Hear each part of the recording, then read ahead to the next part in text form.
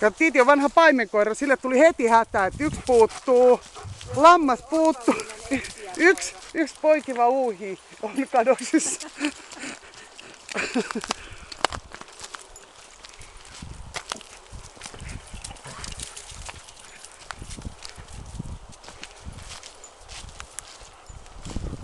Täällä on ihana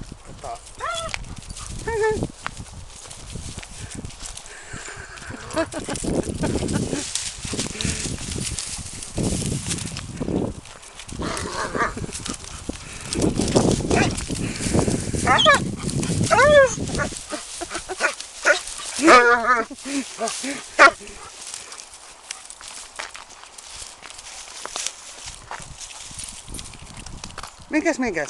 Mä yritän pitää tätä kameraa tässä niinku, että kakkas. Ei siinä, älä mene, että putoo jäihin. Tuus pois sieltä.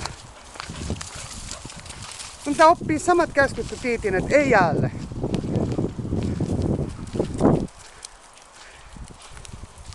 Mä siellä justissa eilen käveltiin Ronjan kanssa siellä junaradalla, kun siinä on se lampi. Niin kun Ronja katsoi, kun jäätä pitää mennä rikkomaan, niin sehän sitten tietysti yritti sitä rikkoa. Jonka seurauksena Tiiti ajatteli, että no hitto, mäkin lähden jäälle siihen. Sitten kun mä sanoin, että ei jäälle, niin Tiiti tuli kävelemään siihen, mikä oli mun mielestä hirveän yllättävää. Se ei aina nimittäin toimi niin.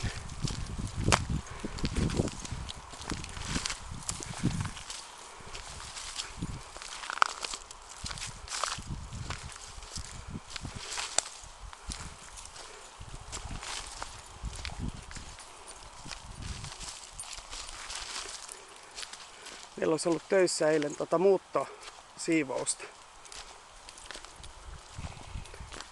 Talo olisi tarjonnut kaljaa. Hei, tää tuoksastaa joku näätäeläin. Tunnetko?